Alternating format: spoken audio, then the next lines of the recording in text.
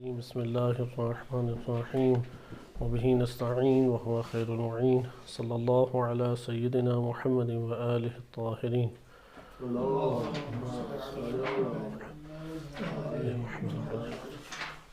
کتاب توحید الکافی سے آپ کی خدمت میں پیش کی جا رہی تھی، جس میں پہلا باب جو کتاب توحید کا ہے، جس میں حدوث عالم کے بارے میں روایات موجود ہیں، جمع کی گئی ہیں، اس میں آپ کی خدمت میں 4 احادیث پڑھ لی گئی تھیں۔ آج ہم 5ویں حدیث کو شروع کریں گے۔ ہر حدیث میں ایک خاص موضوع ہے اور ہر حدیث کے ذیل میں چند اصطلاحات آپ کی خدمت میں ذکر کی گئی ہیں، جیسا کہ ہم نے گزشتہ درس میں کیف کے بارے میں اور عین کے بارے میں کچھ مطالعہ کیا تھا۔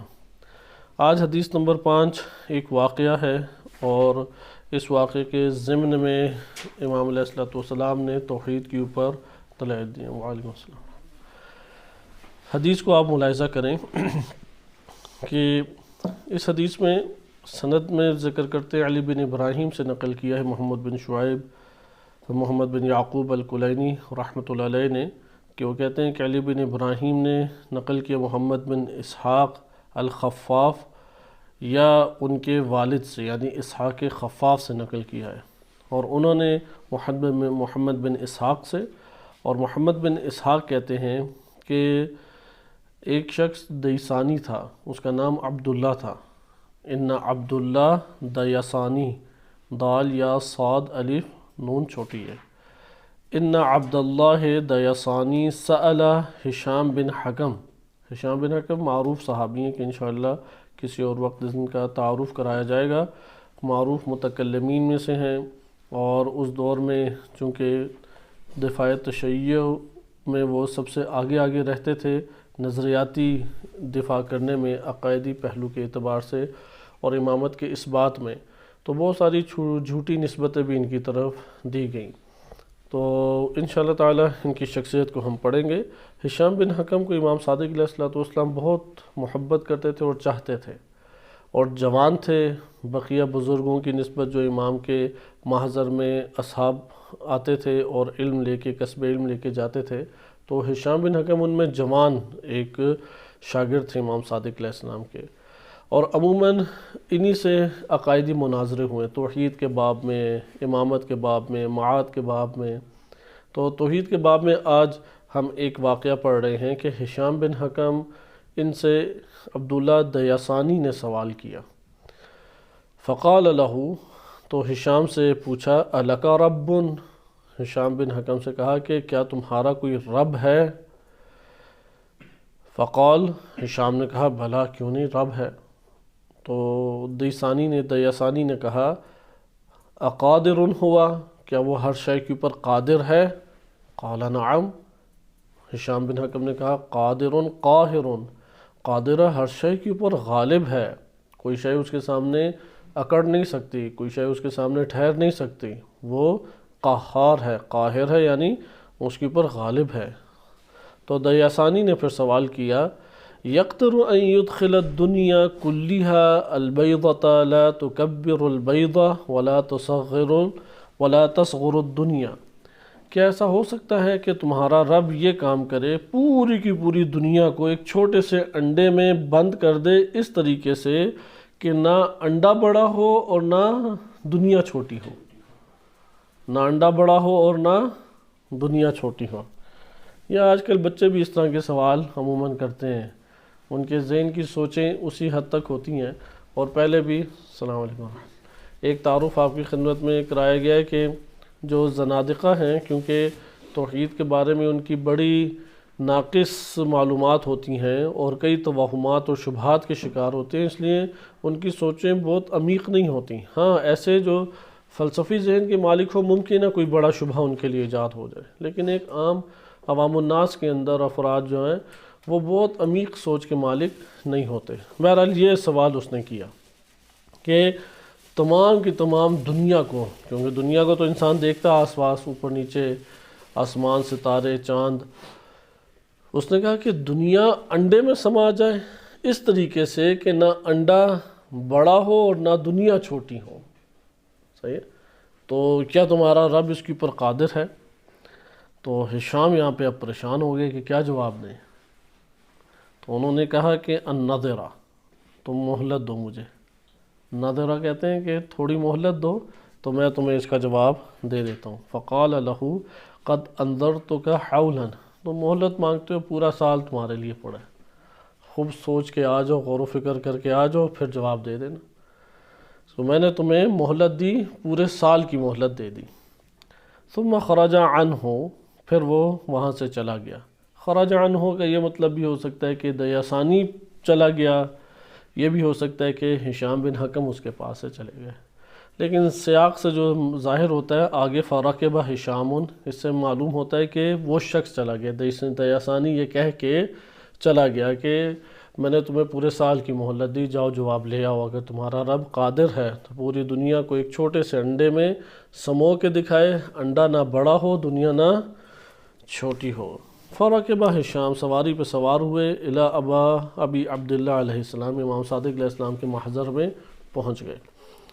فاستأذن علیہ، طلب اجازت انہوں نے کیا، اور فأذن لہ، امام علیہ السلام نے انہیں اجازت دی اور وہ داخل ہوئے امام علیہ السلام کی خدمت میں، اور آ کے فرمایا یبن رسول اللہ، اے فرزند رسول اللہ، اتانی عبداللہ دیسانی، میرے پاس عبداللہ دیسانی آیا تھا، بمسئلۃ، ایک مسئلے کو لے کے، لیس المعول فیہا الا علی اللہ وعلیکا، کہ اس کے اوپر ہمارے پاس تو اب کوئی چارہ ہے ہی نہیں. معول باب تفعیل سے ہے، عول اعتماد کو بھی کہتے ہیں، کہ ایسا مسئلہ ہے جس میں ہم کسی پر کوئی بھروسہ و اعتماد نہیں، یعنی ہمارے پاس کوئی اور شخصیت نہیں ہے سوائے اللہ تعالیٰ کے، اور اس کے بعد قرۂ ارض کے اوپر آپ کی شخصیت ہے جس کی طرف ہم یہ رجوع کر سکتے ہیں. امام علیہ السلام نے اس سے پوچھا. ملا صدرہ رحمۃ اللہ علیہ نے شرح الکافی میں عول کا ترجمہ کیا ہے استغاثہ، مدد مانگنا. صحیح ہے. عول کا ایک ترجمہ ہوتا ہے اعتماد بھی. جو ہمارے پاس احادیث مبارکہ ہیں اس میں بعض اوقات غریب الفاظ آ جاتے ہیں، اجنبی. البتہ عول اجنبی لفظ نہیں ہے، رائج کلمات میں سے. توکلتو کا معنی عولتو کی صورت میں کیا گیا ہے، یعنی اعتمدتو علی اللہ، اللہ پر اعتماد کرنا. لیکن ملا صدرہ رحمۃ اللہ علیہ نے جو لغت حل کی ہے شرح الکافی میں، ہم شروع کو اگر مد نظر رکھیں اچھا ہے، کیونکہ یہ تقریباً ایک ہی قرن کے افراد ہیں، ایک ہی صدی کے افراد ہیں، تھوڑا سا فاصلہ ہے. 1050 میں وفات ملا صدرہ رحمۃ اللہ علیہ کی، اور علامہ مجلسی رحمۃ اللہ علیہ وہ اس کے بعد ہیں، 50 سال بعد ہیں ملا صدرہ کے، تو تقریباً ایک ہی زمانہ بن جاتا ہے. تو جو ہمارے پاس شروحات ہیں الکافی کی، اس میں ملا صدرہ کی شرح اس خصوصاً باب التوحید اور کتاب التوحید اور کتاب الحجہ میں معروف ترین شروحات میں سے ہے، اور بہترین عقلی تبیین کے ساتھ انہوں نے ذکر کیا ہے. اسی طرح مرآت العقول علامہ مجلسی رحمۃ اللہ علیہ کی بہترین شرح ہے، پوری الکافی کی وہ شرح ہے. الوافی میں بھی تعلیقہ اور حاشیہ اچھا انہوں نے ملا محسن فیض کاشانی نے لگایا. ملا محسن فیض کاشانی اور علامہ مجلسی ایک ہی صدی کے ہیں، علامہ ملا صدرہ کچھ ان سے پہلے کے ہیں. اس کے ساتھ ساتھ جو ہمارے پاس ایک اور شرح کتاب التوحید کی ہے، کیونکہ یہ روایات ایک طور پہ تکرار ہیں، وہ ہیں قاضی سعید. قاضی سعید رحمۃ اللہ علیہ انہوں نے شیخ صدوق کی کتاب التوحید کی شرح کی ہے، اور وہ بھی اسی صدی کے ہیں. 1049 میں ان کی ولادت ہے اور 1107 میں ان کی وفات ہے. قاضی سعید قمی، محمد بن محمد مفید ان کا نام ہے. 1047 میں 1049 میں ان کی ولادت ہے، یعنی یہ سارے 11ویں یا 12ویں صدی ہجری کے ہیں، ایسے 400 سال تقریباً پہلے کے. تو اس میں شرح جو بہترین شرح ہے ملا صدرہ کی، قاضی سعید، علامہ مجلسی، تینوں ہی کی شروحات بہترین ہیں، اور تینوں کے اپنے امتیازات بھی موجود ہیں. لہٰذا انہی شروع سے میں آپ کی خدمت میں یہ کلمات کے معنی ذکر کر رہا ہوں. اس لیے عول کا مطلب جو ملا صدرہ نے ذکر کیا وہ کیا ہے؟ استغاثہ، یعنی مدد طلب کرنا. اس کا اگر ہم اس کو مان لیں تو ہم ترجمہ اس طریقے سے کریں گے کہ امام ابن ہشام ابن حکم نے کہا کہ لیس المعول فیہا، ایسا مسئلہ وہ لے کے آیا میرے پاس کہ جس میں میرے پاس کسی سے مدد نہیں مانگی جا سکتی سوائے اللہ سے اور پھر اس قرۂ عرض کے اوپر آپ سے۔ اگر اعتماد کا لے لیں تو تب بھی وہ اسی معنی میں اعتماد بھی کہ کسی کے اوپر اس مسئلے کے حل کے لیے اعتماد نہیں کیا جا سکتا یا رجوع نہیں کیا جا سکتا سوائے اللہ تعالیٰ کے اور آپ کے۔ البتہ قاضی سعید رحمۃ اللہ علیہ نے اپنی شرح توحید میں، کتاب التوحید جو شیخ صدوق کی ہے، ہم الکافی کی کتاب التوحید پڑھ رہے ہیں، کتاب التوحید کو بہت مکتب تشیع میں رائج ہونا چاہیے، کیونکہ یہ عوام الناس کے افراد تھے جو لوگوں کے پاس جاتے اور امام علیہ السلام سے سوال جواب کرتے اور امام ان کی سطح فکری کے مطابق جواب دیتے تھے۔ جیسے اس حدیث سے آپ کے لیے بہت اچھے پیمانے پہ یہ بات ثابت ہوگی، بہت بہتر طور پہ، کہ لوگوں کی سطح فکری کے مطابق گفتگو کریں۔ اس لیے ہمیں اپنے متون جب عوام الناس میں تبلیغ کریں تو تعارف کرائیں قرآن کریم کی آیات کا، اہل بیت علیہ السلام کی روایات کا، اور بتائیں کہ یہ میں مطلب آج آپ کے سامنے جو ذکر کر رہا ہوں توحید کا، مثلا توحید شیخ صدوق سے میں روایت لا رہا ہوں، یا توحید الکافی سے، کلینی کی الکافی سے میں یہ روایت آپ کے سامنے ذکر کروں۔ اب اس کے ضمن میں پھر بہت سارے مطالب بے شک ذکر کر دیں۔ شیخ صدوق کا تعارف ہونا چاہیے نا، یہ تو بزرگان ہیں کہ جو ہر دور میں رئیس المحدثین و رئیس الامامیہ گزرے ہیں، تو ان کا تعارف کرانا چاہیے، اور پھر امامت کے قریب کر دیتا ہے۔ یہ ان شخصیات اور ان کتابوں کا تعارف ایک شخص کا جو شعوری معرفت ہے وہ اس کی بلند کرنے کا باعث بنتا ہے۔ قاضی سعید رحمۃ اللہ علیہ نے جو مطالب بیان کیے ہیں اس میں انہوں نے دنیا کے لفظ کو تھوڑا کھولا ہے۔ دنیا کیا ہے کہ ابھی میں کیونکہ جواب میں داخل ہونے سے پہلے یہ الفاظ معنی چند اب حل کر لیں۔ نظرت تو نظرہ واضح ہے، مہلت لینا، سب نے یہی ذکر کیا۔ دنیا کے بارے میں لکھتے ہیں قاضی سعید قمی رحمۃ اللہ علیہ، تانیس الادنا، ادنا کی تانیس ہے پست۔ دنیا کے بارے میں دو ہی احتمال ہیں، یا دنوب سے ہے یا دنی سے ہے۔ دنی سے ادنا آتا ہے اور ادنا کی تانیس دنیا، ایک یہ احتمال موجود ہے۔ قاضی سعید رحمۃ اللہ علیہ نے اسی کو ابھارا ہے، کیونکہ قاضی سعید رحمۃ اللہ علیہ بھی فلسفی ذہن کے مالک ہیں۔ ملا صدرہ رحمۃ اللہ علیہ بھی عارف اور فیلسوف ہیں بنیادی طور پہ، محدث بھی ہیں، رجالی بھی ہیں، سندی تحقیق بھی انہوں نے شرح الکافی میں کی ہے، اور علامہ مجلسی رحمۃ اللہ علیہ خالصتاً محدث ہیں، اور محدث کے بعد جو ان پہ رنگ کچھ نظر آتا ہے وہ ہے متکلم ہے، فلسفی اور عرفان کے قائل نہیں ہیں۔ لہذا اب جب آپ الفاظ معنی میں انتخاب دو تین آپ کے پاس الفاظ ہوں تو آپ دیکھیں گے کس طرح ہمارے محدثین کے ذوق جو ہیں انتخاب میں ایک اثر کر جاتے ہیں، کیونکہ عرفا اور فیلسوف وہ نزول کے قائل ہیں، قوس نزولی قوس صعودی کے قائل ہیں، یعنی اللہ تعالیٰ کی طرف سے چیزیں جو ہیں علم الہی سے نزول کر کے، مثلا عالم عقل ہے، پھر عالم مثال ہے، پھر عالم دنیا ہے۔ عالم دنیا سب سے پھر نچلا مرتبہ ہے، یعنی جہانوں کا ادنا مرتبہ ہے۔ اس حوالے سے انہوں نے ادنا کو ترجیح دی۔ بس دنیا کے بارے میں کتنے احتمال ہیں اس کلمے کے کہ دو کلمات سے بنا ہے، یا دنوب سے ہے قریب، یا دنی سے ہے جس سے ادنا ہے، اور ادناس کی تانیث دنیا ہے، صحیح ہے، فعلا کے وزن پہ۔ اب انہوں نے جو ترجیح دی سید قاضی طباطبائی نے، وہ کیا ترجیح ہے کہ دنیا کس سے ہے؟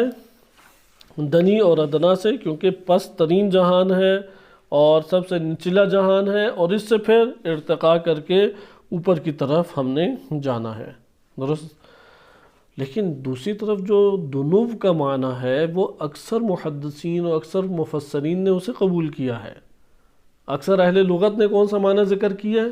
دنو کا، کیونکہ اس دنیا کے جو وسائل ہیں وہ تھوڑی سی زحمت پہ آپ کو مل جاتے ہیں، بہت زیادہ محنت کوشش نہیں کرنے پڑتی، پانی اللہ نے بہایا ہوا ہے، آپ نے پکڑ کے پینا ہے، اللہ تعالیٰ نے پھل لگا دیے درختوں پہ، آپ نے توڑنے ہیں، صحیح، یعنی دنیا کو آباد کرنے کے لیے تھوڑی سی محنت کو کوشش کریں تو آپ کی دنیا آباد ہو جاتی ہے، صحیح ہے، یعنی دنیا کی نعمتیں قریب انسان کے لیے رکھ دی گئی ہیں۔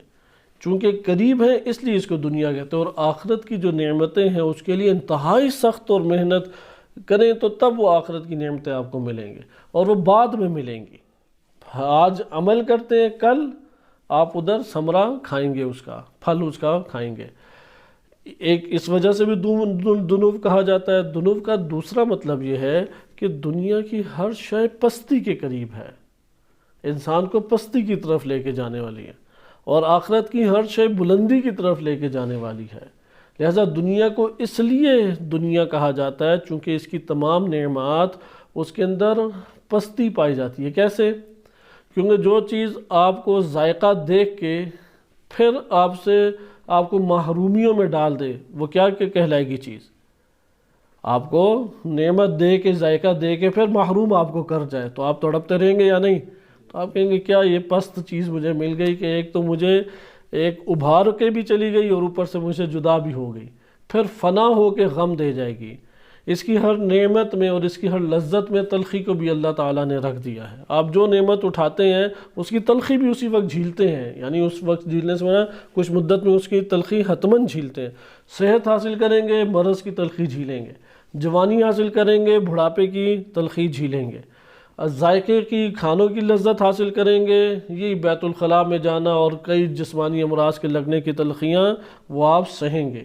اسی طرح بیداری کے اور چاق و چوبند ہو کے صحت مند تندرستی کے ساتھ اعمال انجام دینے کی لذت حاصل کریں گے۔ نیند کی سختی اور تلخی کو آپ کو لینا پڑے گا۔ مختلف ہر نعمت کے ماورا کیا ہے؟ تلخی رکھ دی ہے، اس لیے کہ چونکہ یہ تلخیوں کے، تکلیفوں کے، پستیوں کے قریب ہے ادھر ہر نعمت، اس وجہ سے اس کو دنیا کہا جاتا ہے۔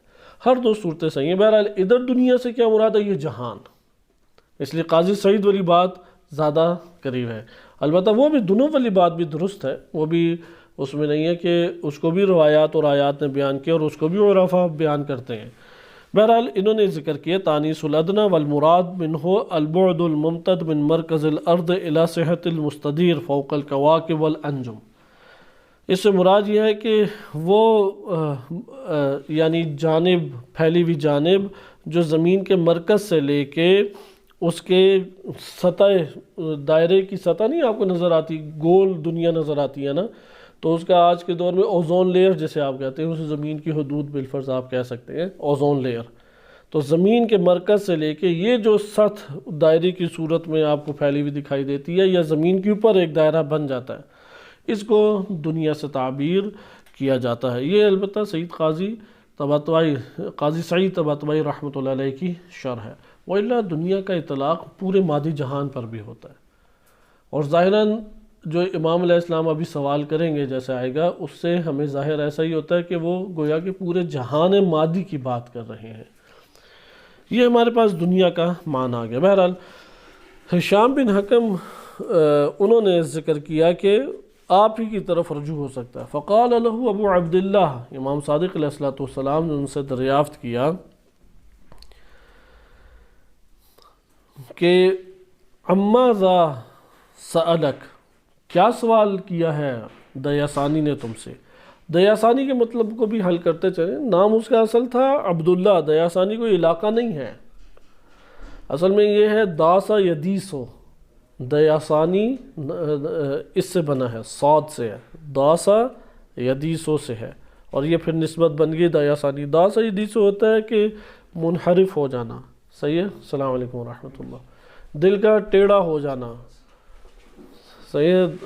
داسا یدیسو کیا کسے کہتے ہیں؟ ٹیڑھا ہو جانا، دل کا اندھا ہو جانا۔ اس مطلب کو بہترین طریقے سے شرح الکافی میں ملا صدرہ رحمۃ اللہ علیہ نے ذکر کیا ہے کہ انہوں نے جو ذکر کیا میں ذکر کر دیتا ہوں۔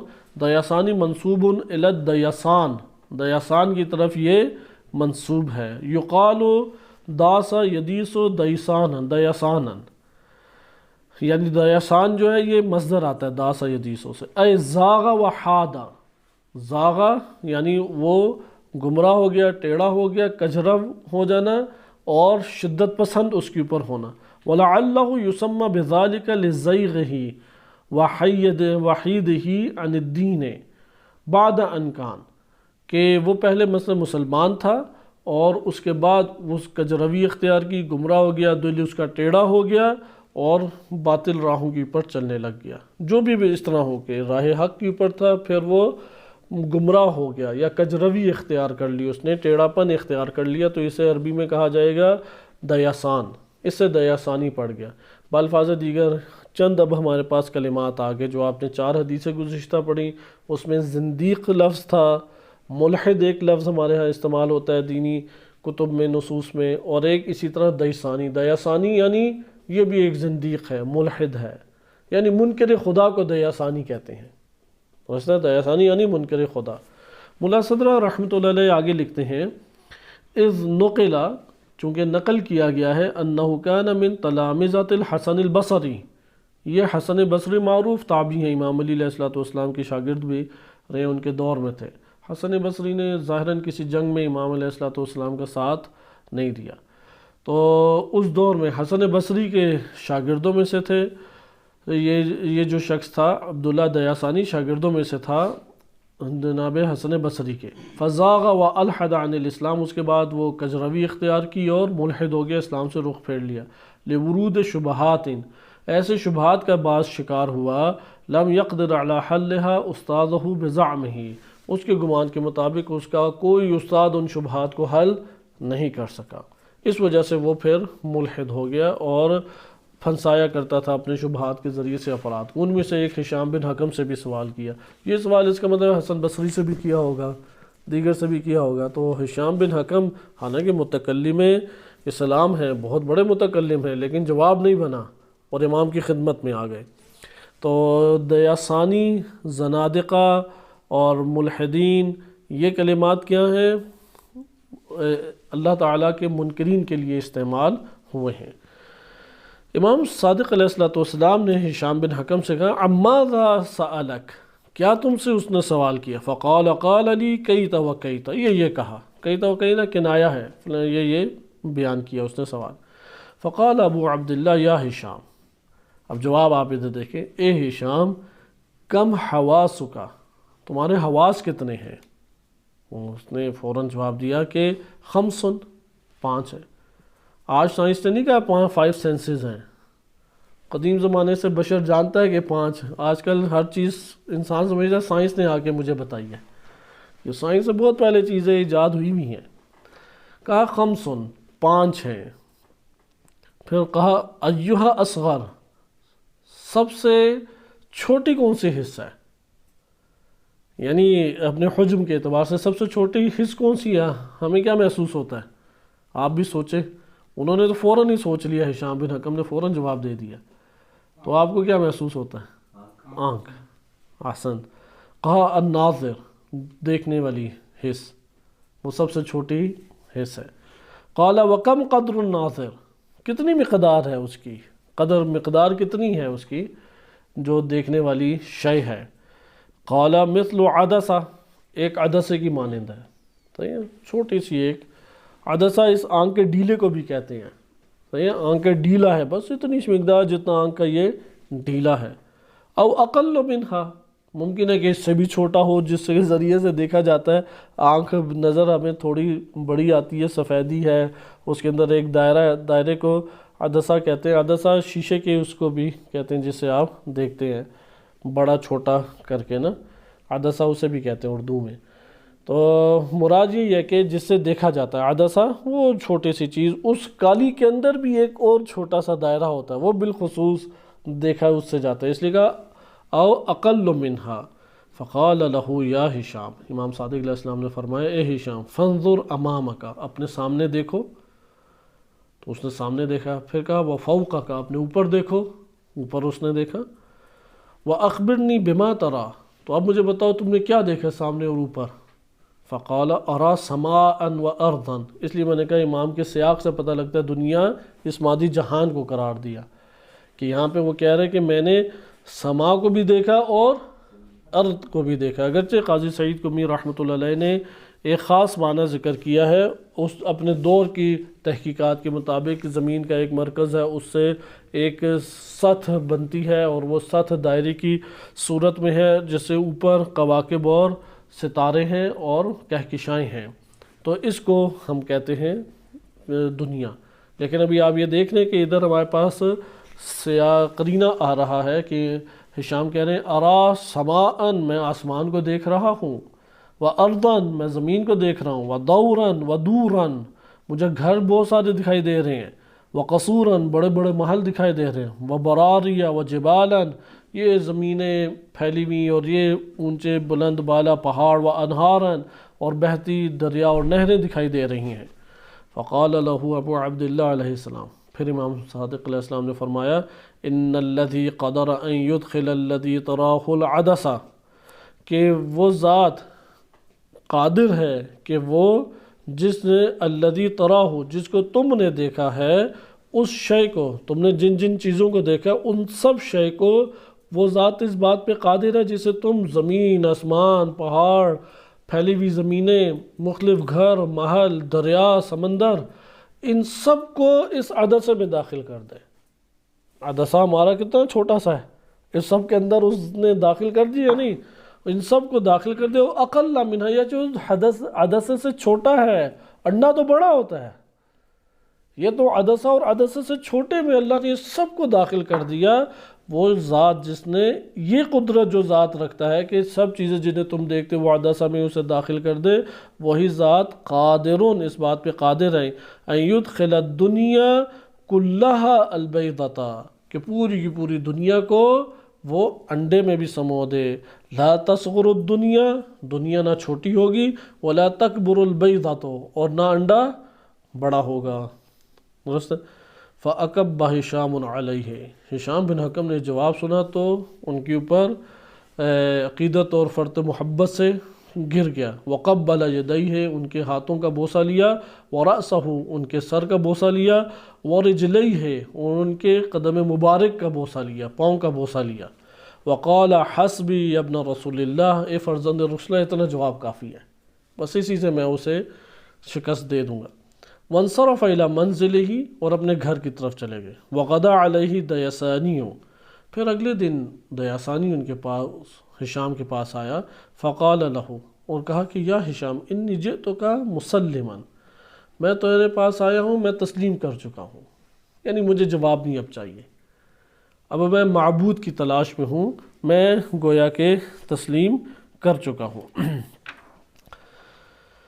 تو ولم اجی کا متقاضی للجواب، میں اس لیے نہیں آیا کہ تجھ سے جواب طلب کروں، مجھے جواب شواب یہ کوئی چیزیں اب نہیں چاہیے۔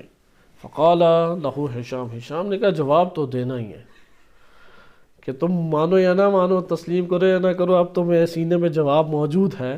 ان کنت جئت متقاضیا فہاک الجواب، اگر تو متقاضی ہوتا، پھر ہشام نے بھی طریقے سے جواب دیا نا کہ ٹھیک ہے میں مانتا ہوں کہ تم جواب کے لیے میرے پاس نہیں آئے، تسلیم کر چکے ہو، لیکن اگر تم اس لیے آتے کہ تاکہ تم مجھ سے جواب لو، تو یہ لو، یہ تمہارا جواب تھا۔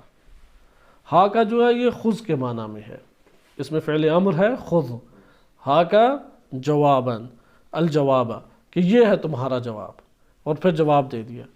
جب یہ جواب دیا تو فخرج الدیسانی عنہ، تو خاموشی سے چلا گیا، عبداللہ دیسانی وہ چلا گیا، حتی اتا باب ابی عبداللہ، امام صادق علیہ السلام کے دروازے پہ آیا، فاستأذن علیہ، اور دخول کی اجازت طلب کی۔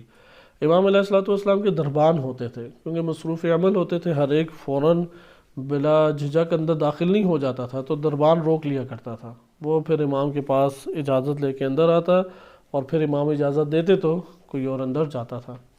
فاستأذن علیہ، امام نے اسے اجازت دے دی، اس نے اجازت طلب کی، فأذن لہ، اسے امام نے اجازت دی کہ اندر آ جاؤ۔ فلما قعد، جب امام کی خدمت میں بیٹھا، قال لہ، تو امام سے اس نے کہا یا جعفر بن محمد۔ اب وہ احترام تو اتنا کرتے نہیں تھے، وَإِلَّا عربوں میں ڈائریکٹ نام لینا بے احترامی شمار ہوتا ہے، بے ادبی شمار ہوتا ہے، لیکن اس نے بہرحال، امام بہت برداشت کرتے تھے، یعنی امام جو ہیں وہ دوسروں کو کافر و تکفیر کے فتوے لگانا نہیں چاہتے تھے اور ان کو پکڑ کے باہر نکال دیں، البتہ غالیوں سے بڑا سخت سلوک کیا، بہت سخت، لیکن عموماً امام علیہ السلام کی روش کیا ہے، ملن نثار، ان کو اخلاق سے جواب دے کے قائل اسلام کی طرف کرنے کی کوشش کرتے، اس لیے کوئی پرواہ نہیں کرتے تھے کہ میری ذاتی طور پہ اس نے میرے ساتھ کیا عمل انجام دیا۔ اس نے کہا اے جعفر بن محمد علیہ الصلاۃ والسلام، دلنی علی معبودی، میرے معبود کی طرف میری رہنمائی کرو، میرا جو معبود ہے میری رہنمائی اس کی طرف کرو۔ امام علیہ الصلاۃ والسلام نے اس کو کہا، قال له ابو عبداللہ، امام صادق علیہ السلام نے فرمایا، صرف اتنا کہا، مسم کا، تمہارا نام کیا ہے؟ یہ سننا تھا، فخرج عنہ، باہر نکل گیا، امام علیہ السلام کے پاس بیٹھا ہی نہیں، کوئی جواب بھی نہیں دیا۔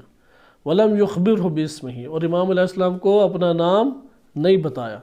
فقال له اصحابہ، تو اس کے دیاسانی کے اصحاب نے اس سے کہا کہ کیف لم تخبرہ باسمک، کہ تم آخر کیوں اپنے نام کو نہیں بتایا امام علیہ السلام، نام بتا دیتے، کیوں پکڑ باہر آ گئے؟ تو اس نے کہا کہ کیونکہ امام صادق علیہ السلام کا تجربہ رکھتا تھا کہ ایسی شخصیت ہے، تو کہ اسے پتا تھا کہ میں نے پھنس جانا ہے۔ تو خود دیاسانی نے کہا، لو کنت قلت له عبد اللہ، اگر میں کہہ دیتا میرا نام عبداللہ ہے، تو کان یقول، وہ کہتے، من ھذا الذی انت له عبد، وہ کون ہے کہ جس کا تو عبد ہے، وہ ذات کون ہے؟ پہلے بھی یہ گزر چکا ہے، امام علیہ السلام عبد الکریم، عبد الرحمن، عبداللہ جو بھی ہوتا تو اس پہ سب سے پہلے کہتے ہیں نام کیا، کس کا عبد ہے تو؟ پہلے ہم یہ استدلال پڑھ چکے ہیں۔ فقالوا له عد الیہ، کہ جاؤ اس طرح کی چھوٹی موٹی حرکتیں اپنی نہ کرو اور بڑی شخصیت اپنی بناؤ، ان کے پاس واپس جاؤ اور سوال کرو۔ وقل له يدلك على معبودك ولا يسألك عن اسمك، انہیں گزارش کرو، ان سے تقاضا کرو کہ میرے معبود کے بارے میں بتاؤ، میرے نام نہ پوچھو مجھ سے۔ وہ شخص اپنے دوست احباب کے کہنے پہ چلا گیا، فرجع الیہ، واپس پلٹا، امام صادق علیہ السلام کے پاس آئے، فقال له، اور امام علیہ السلام سے فرمایا، یا جعفر بن محمد، اے جعفر بن محمد علیہ السلام، دلنی علی معبودی ولا تسألنی عن اسمی، برائے مہربانی مجھے میرے معبود کے بارے میں بتائیے، میرے نام کے بارے میں کوئی تحقیق نہ کرے، مجھ سے سوال نہ کرے میرے نام کے بارے میں۔ فقال له ابو عبداللہ علیہ السلام، امام صادق علیہ السلام نے اس سے پھر کہا، امام نے فرمایا کہ اجلس، آؤ بیٹھو، وَإِذَا غُلَامٌ لَهُ صَغِيرٌ فِي كَفِّهِ، وہاں پہ ایک بچہ بیٹھا ہوا تھا آس پاس، اس کے ہاتھ میں بیضۃ، چھوٹا سا ایک انڈا تھا، لہو صغیر، چھوٹا بچہ تھا، اس کے ہاتھ میں بیضۃ، انڈا تھا، یلعب بہا، وہ انڈے سے کھیل رہا تھا۔ فقال له ابو عبداللہ، امام صادق علیہ السلام نے اس سے فرمایا، ناولنی یا غلام البیضۃ، مجھے دو گے یہ انڈا ایک منٹ کے لیے، تھوڑی دیر کے لیے یہ مجھے دینا۔ تو فناولہ ایاہا، اس بچے نے امام علیہ السلام کو انڈا دے دیا۔ فقال له ابو عبداللہ علیہ السلام، امام صادق علیہ السلام نے انڈے سے دیکھیں دلیل قائم کی۔ یہی وجہ ہے کہ علماء بہت زور دیتے ہیں آج کے دور میں سائنسی امور کا مطالعہ کریں، کہکشاؤں کی معلومات ہیں، مختلف طرح کے درختوں کی معلومات، حشرات کی، چرند پرند، زمین کے بارے میں یہ معلومات حاصل کریں، یہ آیات الہیہ ہیں، یہ فعل الہی کے مظاہر ہیں، لہذا اس کے ذریعے سے استدلال آپ کے لیے قائم کرنا آسان ہو جاتا ہے۔ قرآن میں کتنی جگہ استدلال قائم کیے گئے، ابراہیم علیہ السلام نے نمرود کو سورج کے نکلنے اور غروب ہونے سے استدلال قائم کیا۔ اسی طریقے سے دیگر استدلال آپ دیکھیں جو اللہ سبحانہ وتعالیٰ نے بار بار ابھارا ہے کہ کیا تم نہیں دیکھتے اس آسمان کو، یہ کس نے بغیر ستونوں کے کھڑا کر دیا، یہ کس نے زمین کو بچھایا، یہ کس نے پانی کو نازل کیا۔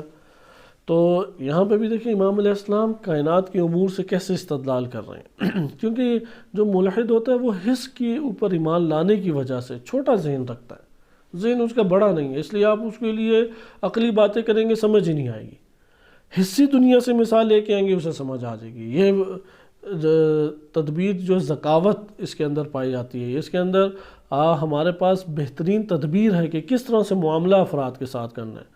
آپ بچے کو عقلی بات سمجھائیں گے، اس کو اصلاً سمجھ ہی نہیں آئے گی، ممکن ہے کہ سو جائے، آپ کی باتیں سنتے سنتے سو جائے، یہ تجربات آپ کے سامنے ہوتے ہی ہیں، آپ بیان کر رہے ہیں اگلے بندے کا، وہ سو ہی جاتا ہے اس میں۔ تو بہتر کیا ہے کہ روش، احساسات، واقعات اس کے ذریعے سے معنی قریب ہو جاتے ہیں۔ امام علیہ السلام نے فرمایا کہ بچے سے کہ مجھے یہ انڈا دینا، اس نے انڈا دے دیا۔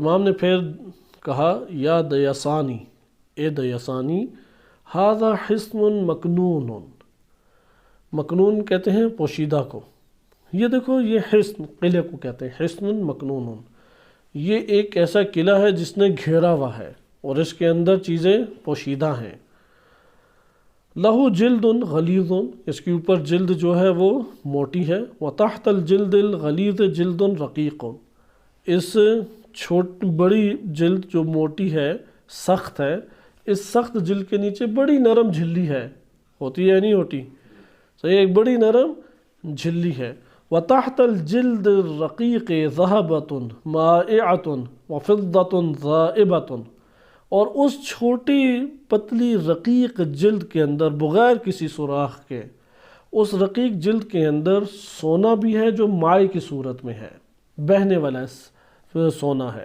صحیح ہے، اور چاندی بھی ہے، گویا کہ وہ چاندی جو ہے اس کے اندر پگھلا کے ڈال دی گئی ہو یعنی زردی کو سونے سے تعبیر کیا اور جو سفیدی ہے اسے چاندی سے تعبیر کیا، فلا الذهبة المائعة تختلط بالفضة الضائبة ولا الفضة الضائبة تختلط بالذهب المائعة، نہ یہ بہنے والا سونا زردی سے مخلوط ہوتا ہے جسے پگھلا کے ڈال دیا گیا گویا کہ، اور نہ پگھلائی گئی زردی اس بہنے والے سونے سے مخلوط ہوتی ہے، فَهِيَ عَلَى حَالِهَا، اور جبکہ یہ اسی طریقے سے اپنے حال کے اوپر انڈا باقی ہے، لم یخرج منہا خارج مصلح، نہ اس انڈے سے بیضا سے کوئی ایسا مصلح اصلاح کرنے والا باہر نکلا ہے، فیخبر عن صلاحها، جس نے خبر دی ہو کہ میں نے یہ سارا کام کیا تھا، نہ چاندی کو سونے سے، نہ سونے کو چاندی سے ملنے دیا، نہ اس کی رقیق اور پتلی جلد کو میں نے پھٹنے دیا، نہ سخت جلد میں نے کوئی مشکل رکاوٹ ڈالنے دی، اس کے اندر کوئی اصلاح کرنے والا نہیں بیٹھا ہوا کہ باہر آ کے آپ کو خبر دے کہ میں نے یہ سارے امور انجام دیے ہیں، ولا دخل فیہا مفسد، اور نہ ہی باہر سے کوئی اس کے اندر داخل ہوا جس نے فساد برپا کیا ہو، فیخبر عن فسادها، اور وہ آ کے بتا دے کہ یہ سارا کا سارا فاسد ہو گیا، ولا یدرى للذکر خلقت ام للانثى، نہیں معلوم کیا جا سکتا کہ اس کے اندر سے جو نکلے گا وہ مذکر ہے یا مؤنث ہے، تنفلق عن مثل الوان الطواویس، تنفلق کو کہتے ہیں شک کرنے کو، کہ اس طرح کے مختلف طرح کے جو رنگ ہیں ان کو شک کر کے نکالا جاتا ہے، اس کی انشاءاللہ تعالی ہم شرح اس میں بعد میں دیکھتے ہیں، تنفلق یعنی شک کرنا، اور طواویس سے مراد یہ ہے کہ ایک شے کو مختلف رنگوں کی طرح مختلف رنگوں کو کشف کر دینا، آشکار کر دینا، یعنی یہی انڈا کیا ہوگا کہ اپنے انہی مختلف رنگوں کو بڑے بہترین طریقے سے چیر کے آشکار کر دے گا، تنفلق یعنی چیر کے ایک شے کو آشکار کر دینا، یہ جو ہمارے پاس مختلف رنگ اندر موجود ہیں اسی کو ابھی آپ دیکھیں گے کہ یہ پھٹ جائے گا، اور یہ پھٹے گا اور وہ رنگ بہترین صورت میں ہمارے سامنے کیا ہے بچ جائیں گے، آشکار ہو جائیں گے، اَتَرَى لَهَا مُدَبِّرًا، اب میں دیسانی تجھ سے سوال کرتا ہوں، یعنی امام صادق علیہ السلام فرماتے ہیں کہ کیا تمہاری نظر میں کوئی ہے جو اس کے اندر کی اس کائنات اور دنیا کی تدبیر کر رہا ہے، یا کوئی نہیں ہے؟ کیا تمہیں محسوس ہوتا ہے؟ فَأَطْرَقَ مَلِيًّا، دیاسانی نے یہ سوال سنا تو وہ آنکھیں زمین پہ گاڑ لیں اور سوچ و بچار میں غرق ہو گیا، قال، اس کے بعد براہ راست دیاسانی نے کہا، اشہد ان لا الہ الا اللہ وحدہ لا شریک لہ وَأَنَّ مُحَمَّدًا عَبْدُهُ وَرَسُولُهُ وَأَنَّكَ إِمَامٌ وَحُجَّةٌ مِّنَ اللَّهِ عَلَى خَلْقِهِ وَأَنَا تَائِبٌ مِّمَّا كُنْتُ فِيهِ، کہ آپ اللہ سبحانہ وتعالیٰ کی وحدانیت، کہ اللہ کا کوئی شریک نہیں، وحدہ لا شریک لہ ہے، محمد اللہ کے عبد ہیں اور اس کے رسول ہیں، اور آپ امام اور حجت ہیں اللہ کی جانب سے اللہ کی خلقت کے اوپر۔ پھر اس نے دیاسانی نے کہا کہ میں تائب توبہ کرتا ہوں کہ جن گمراہیوں کے اوپر میں تھا ان سب سے میں توبہ کرتا ہوں۔ یہ ہمارے پاس واقعہ ہے جس میں آپ نے دیکھا کہ کس طریقے سے عبداللہ دیاسانی دائرہ اسلام میں داخل ہوا اور امام صادق علیہ السلام کے اصحاب اور ان کے شیعوں میں داخل ہو گیا، اور امام نے ایک انڈے سے کیسے مثال دی اور اس کے لیے لمحہ فکریہ چھوڑا کہ تم سمجھتے ہو کہ یہ جو زردی اور چاندی کو آپس میں ملنے نہیں دے رہی، وہ کوئی ذات ہے کہ جو ملنے نہیں دے رہی؟ وہ کوئی ذات ہے کہ سخت جلد کے اندر ایک پتلی اور رقیق جلد اس نے چڑھا دی اور اس کے اندر ایک نظام کو وجود دیا، اور وہ پانی کی صورت میں تھا، اور اس کی تدبیر ایسے کی، اس کے اندر حرکت اس طرح ایجاد کی کہ اندر سے ایک جاندار اس خول کو توڑ کے باہر آتا ہے، اور باہر جب آتا ہے تو بھاگم بھاگ بلی کے پاس نہیں جاتا ڈائریکٹ۔ اگر بلی آ جائے تو تب بھی وہ اپنا دفاع کرے گا، بچاؤ کرے گا۔ اس کے اندر سے جو نکلتی ہے مخلوق، اس کی بھی مکمل تدبیر، اور اس کے اندر پوری کی پوری، آپ جیسا کہتے ہیں کہ کمپیوٹر کے اندر پروگرامنگ ہوئی ہوئی ہے۔ اللہ سبحانہ و تعالیٰ نے اس کو ہدایت دی ہوئی ہے کہ کیا کیا کرنا ہے۔ تمہاری ماں کون ہے، باپ کون ہے، آپ دیکھیں گے چوزا نکلتا ہے، وہ کہیں پہ بھی رکھ دیں چونچ مارے گا، صحیح ہے، پھر پاؤں سے کھرچے گا۔ اچھا بطخ ہوگی پاؤں سے نہیں کھرچے گی؟ دو بطخ اور چوزے میں فرق نہیں محسوس ہوتا؟ جب ہوتے ہیں نا چھوٹے نکلتے ہیں، خاص نہیں محسوس، عادات سے آپ کو فوراً پتہ لگ جائے گا یہ بطخ ہے اور یہ چوزا ہے۔ تو چوزا پاؤں مارے گا، پھر تھوڑی سی آوازوں سے بھی اندازہ ہو جاتا ہے۔ یہ کس نے اسے سکھا دیا کہ نکلتے ساتھ تم نے پاؤں مارنا ہے، نکلتے ساتھ تم نے کیڑا کھانا ہے، نکلتے ساتھ تم نے مثلا اپنا دفاع کرنا ہے، بلی سے، کوے سے، ان چیزوں سے چھپنا ہے؟ یہ کس نے فوراً سکھا دیا؟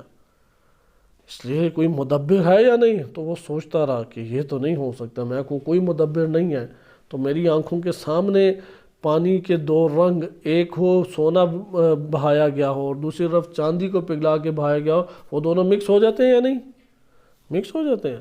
اور قرآن کریم نے بھی اسی سے استدلال قائم کیا کہ ایک پانی ہے میٹھا اور ایک پانی ہے کھارا، اور وہ مکس نہیں ہوتے۔ آج تو ڈاکومنٹریز بن چکی ہیں دنیا میں، کتنی خطوں میں ایسا ہے، دو سمندر بہہ رہے ہیں، ایک ہے کھارا اور ایک ہے میٹھا، اور یوں جیسے درمیان میں کسی نے دیوار کھڑی کر دی ہو، اوپر سے گزرے کوئی محسوس نہیں ہوتا، نیچے سے گزرے کوئی محسوس نہیں ہوتا، اوپر سے اگر آپ دیکھیں گے تو تب پتہ لگے گا ایک نیلا ہے ایک سبز ہے، سبز نیلے میں نہیں جا رہا اور نیلا سبز میں نہیں جا رہا ہے، کیوں رکے ہوئے ہیں ایک دوسرے سے؟ ابھی نیٹ کی دنیا عام ہے، آپ آرام سے اس کا مشاہدہ کر سکتے ہیں۔ کوئی ذات ہے کہ جو اس کو اس میں نہیں ملنے دے رہا اور اس کو اس میں ملنے نہیں دے رہا، اور سائنس ابھی تک حیران پریشان ششدر ہے کہ یہ کیسے۔ جیسے لائٹ کے بارے میں سائنس بڑی حیران ہے، یہ کس طریقے سے لائٹ کی تعریف انہوں نے کہا کہ الیکٹرو میگنیٹو ویوز ہیں، یعنی لہریں ہیں فضا میں، فضائی لہریں، ذرات بھی نہیں صحیح دکھائی دیتے، لہریں ہیں، اور ان لہروں کو لائٹ سے تعبیر کیا جاتا ہے، یا کوئی اور تعریف بھی ہو سکتی ہے۔ لیکن تعجب آور بات، یہ لائٹ آنکھوں میں پڑتی ہے تو چیز کی تصویر ہمارے پاس پہنچتی ہے، اور اس کی پر سب سے بڑی دلیل ہے لائٹ نہ ہو تو کمرے میں کچھ نظر آئے گا؟ نہیں نظر آتا۔ یہ لائٹ ہے کہ جو ہر رنگ اور اس کے سائز کو لے کے آپ کی آنکھوں کے اندر بطور امانت معلومات کو پہنچاتی ہے۔ تو سائنس اس پہ حیران ہے۔ اولاً یہ اتنا بہترین کیمرہ کیسے لائٹ کے اندر لگ گیا؟ اتنا بہترین، ہر چیز کو وہ کیچ کرتی ہے نا، وہ پکڑتی ہے۔ یہ آپ کو جو اوپر سورج اور چاند ستارے نظر آ رہے ہیں، یہ کیسے نظر آ رہے ہیں؟ اصل میں وہ جو روشنی ادھر سے نکلتی ہے، تو جب نکلتی ہے تو اس کو لے لیتی ہے۔ یہ بھی بڑی تعجب آور بات ہے۔ ہونا تو یہ چاہیے کہ سورج یہاں پہ ہے تو ادھر سے روشنی کھینچے گی، اسے تصویر کھینچے گی تو آئے گی، لیکن لائٹ لیتی کیسی؟ ادھر سے نکلی ہے تو اس کی کی ساری معلومات لے لی۔ اب روشنی معلومات لیے ہوئے ہے تو وہ اس پہ حیران ہے، یہ معلومات لیتی کیسی؟ اتنا ایکوریٹ اور اتنا بہترین کیمرہ۔ اور دوسرے اس سے بھی بڑھ کر حیران ہے کہ یہ ہارڈ ڈسک کہاں سے اتنی بڑی اور وسیع آ گئی؟ اس کے اندر تو کوئی وزن ہی نہیں ہے۔ لائٹ کو تو وہ کہتے ہیں کہ ایک نہ ہونے کے برابر، ایک یعنی مجرد کے سب سے قریب ہے اس کائنات میں، غیر مادی اشیاء کے سب سے قریب ترین کیا ہے؟ لائٹ ہے۔ تو اس کی ہارڈ ڈسک کہاں پہ ہے؟ اتنی چیزوں کو لیے ہوئے ہیں، وہ اتنی معلومات لیے ہوئے ہیں، اور پھر آنکھوں کو اسی طرح سے وہ دے بھی دیتی ہے۔ مثلا آپ جب ایک کتاب کو دیکھتے ہیں تو آپ کتاب کی کتنی چیزوں کو لائٹ نے کیچ کیا، اس کی سطور ہے، اس کے رنگ ہے، اس کا سائز ہے، اس کی معلومات ہے، اس کے سارے انداز ہیں حروف کے، وہ ساری کی ساری چیزیں لائٹ آپ کو پہنچاتی ہے، تو بہت حیران کن اللہ تعالیٰ کی یہ خلقت ہے۔ ادھر چند سوال ہمارے پاس آ جاتے ہیں اور اس کو ہم رفتہ رفتہ پڑھیں گے۔ سوال یہ کہ امام صادق علیہ السلام نے یہاں پہ جو استدلال قائم کیا ہے، آیا یہ یعنی استدلال کی نوعیت وہ کہ انڈا چھوٹا دنیا بڑی، تو نہ انڈا بڑا ہوا نہ دنیا چھوٹی اور اس میں سما گئی، یہ والا، نہ کہ نیچے والا استدلال تو عقلی ہے جو انڈے سے انہوں نے کیا۔ ایک مدبر کی ضرورت ہے، ایک مصلح کی ضرورت ہے۔ اگر وہ فاسد انڈا ہو جاتا ہے تو اس کے بھی اسباب ہوں گے، وہ کوئی سبب ہے جس نے اسے آ کے فاسد کر دیا، وإلا انڈا نہیں فاسد ہو سکتا۔ یہ والا استدلال نہیں، اس سے اوپر والا استدلال، اس سے جو اوپر والا استدلال ہے، اس لیے شارحین نے اس حدیث کو دو حصوں میں تقسیم کیا ہے۔ ایک جو ہشام بن حکم کو جواب دیا اور ہشام بن حکم نے دیاسانی کو پھر جواب دیا، ادھر تک ایک تشریح کرتے ہیں، اس کے بعد دوسری تشریح دوسرے حصے کیا۔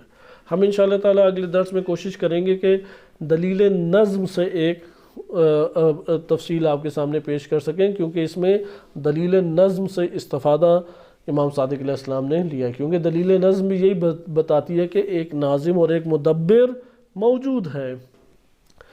یہاں پہ سوال یہ پیدا ہوتا ہے کہ آیا واقعاً ایسا ہی ہے کہ اللہ تعالیٰ قادر ہے کہ انڈے کے اندر پوری کائنات کو سمو دے، نہ انڈا بڑا ہو نہ دنیا اور یہ جہان چھوٹا ہو؟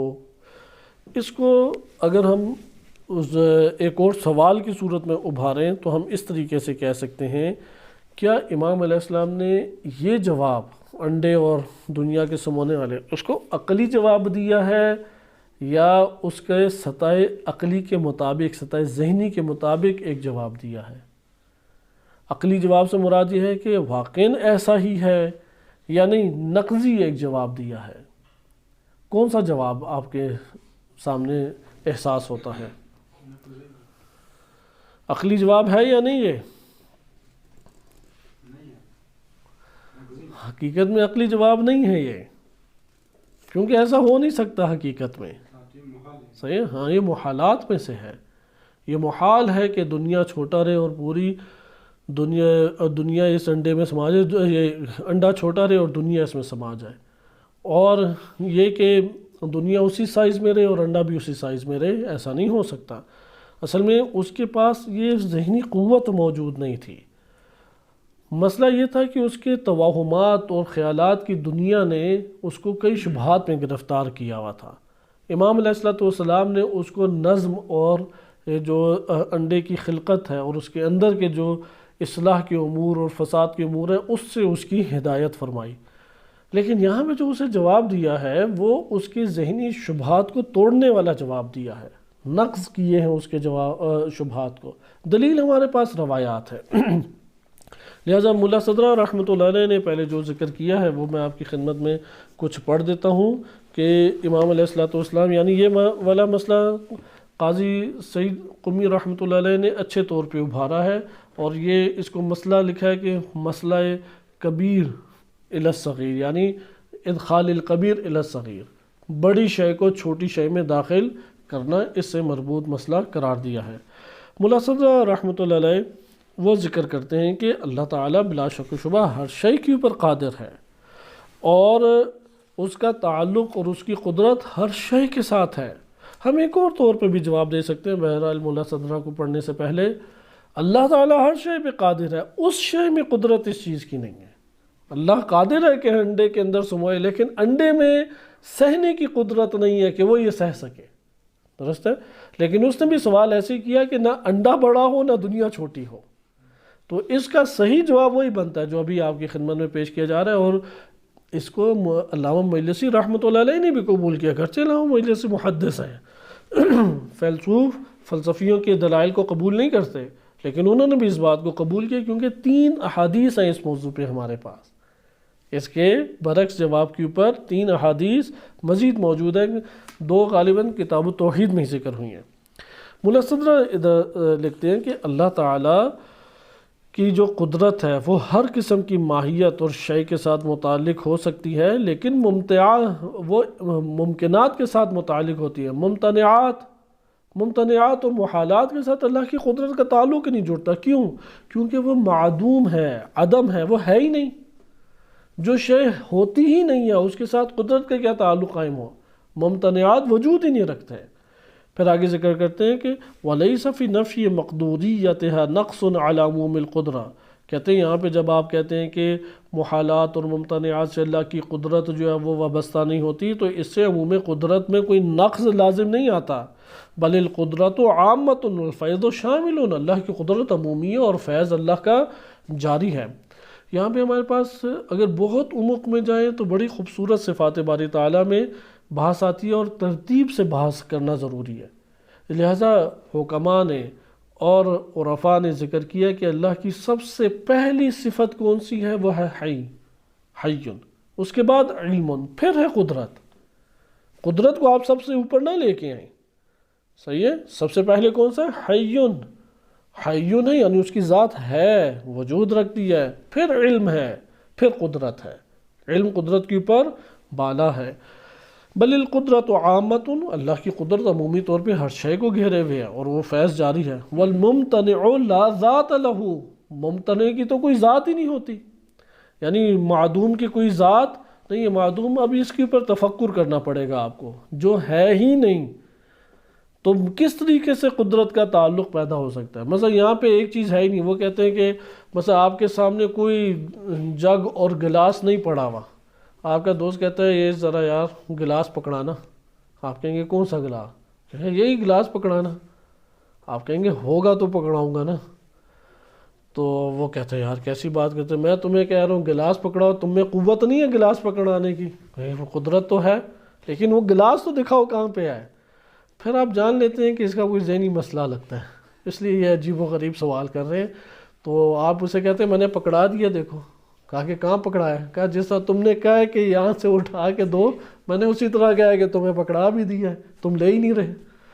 تو اب یہاں پہ وہ چپ ہو جائے گا، لیکن آپ اس کو عقلی جواب دینے لگے تو خود زچ ہو کے رہ جائیں گے کہ کیا اس کو میں جواب دوں، جب ہے ہی نہیں تو میں اپنی قدرت اس کے اوپر کیا دکھاؤں؟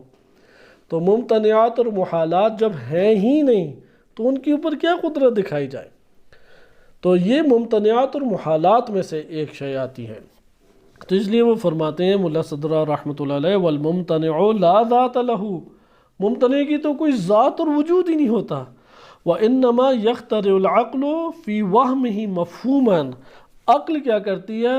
وہمی طور پہ اس کا تصور کر لیتی ہے، یعنی عقل خود اس کا تصور ایجاد کرتی ہے اپنے ذہن میں۔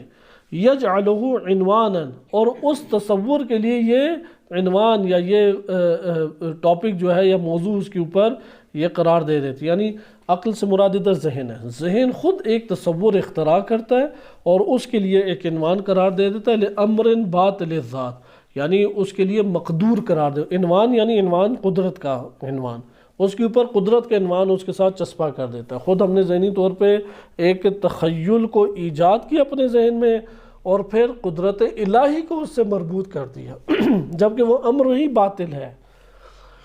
کا شریک باری تعالیٰ، خود ذہن میں اللہ تعالیٰ کا شریک خیال کریں اور ایجاد کریں اور اب کہیں کہ نہیں اللہ کا تو شریک ہے، کہ اللہ اپنا جیسا اللہ بنا سکتا ہے؟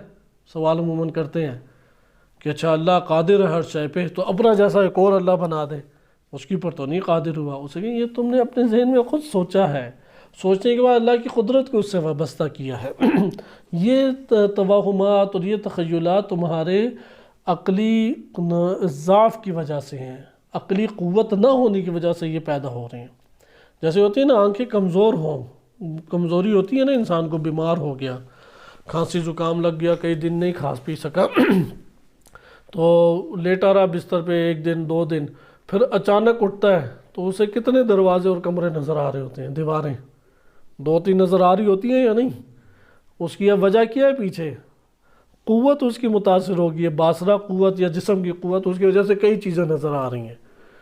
تو وہ کہے گا کہ ماشاءاللہ گھر میں ترقی ہو گئی ہے، پہلے ایک کمرہ تھا اب کئی کمرے یا کئی دیواریں ہو گئی ہیں، یہ درست اس کی بات کہلائے گی۔